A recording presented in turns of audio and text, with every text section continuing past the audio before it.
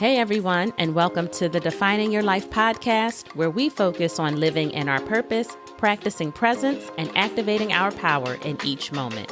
I'm Marsharelle, your resident pep talk provider, and I invite you to join me as we continue to learn, lift each other up, and strive to level up together.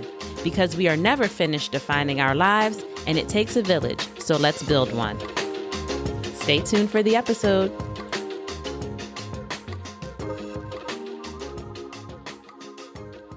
Hey everyone, I hope that all is well, that you are having a wonderful week, and that you have been a little more in tune with yourself, listening carefully, and allowing your purpose to guide you. Full moment of transparency here. I am exhausted. Your girl has been swamped at work with a capital S, and I haven't had time to come up for air to think of anything but more work. I can't remember the last time I felt like this. But then I looked at the calendar and saw that it was time to chat with all of you again, and I felt more grounded, like I could make it through this patch, which I knew that I could, but it's always nice to have something to look forward to. And surely I could not break my commitment to myself or our village, so I mustered up what remaining energy I had to chat with you all. Rest assured, I will not be long today. But what I will say is that I doubt that little bit of remaining energy I was able to muster up was by chance. I believe that it's God giving me that extra little push because I truly believe that sharing with you all is part of my purpose. And I hope that you are able to take something positive from our weekly chats and that in some way, no matter how small, this podcast contributes to your life in a way that makes it better.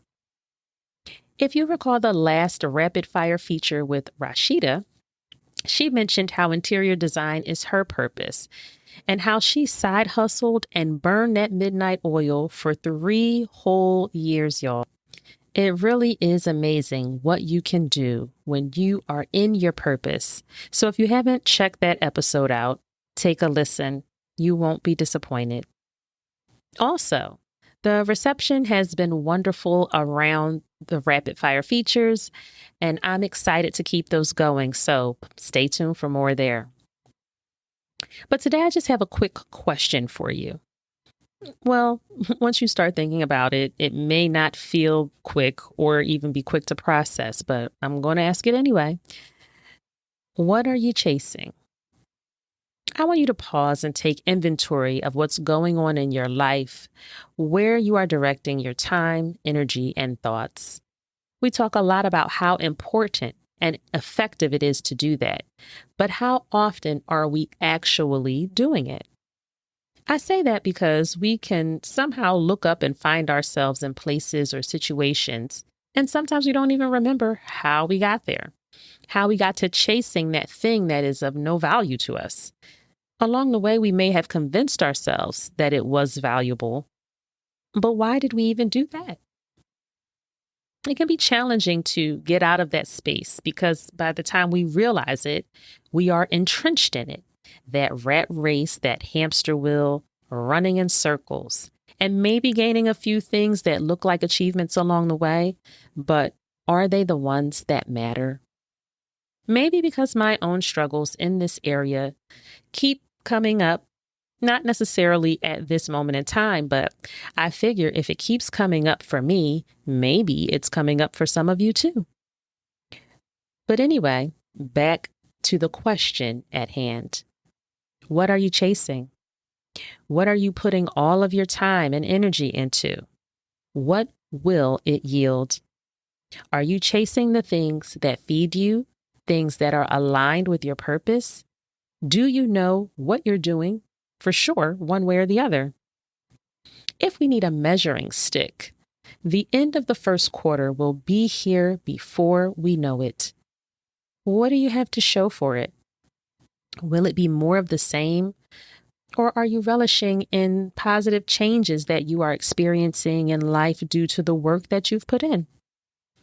Day in and day out, there's a good amount of tasks that we must tend to that don't particularly enrich our lives, but are necessary, like chores. laundry or cleaning toilets, whatever's mundane for you. But having a list of to-dos that are essentially time snatchers means that we have to be strategic with the time we have remaining. And we've talked about this in the past. Is your free time strategically accounted for?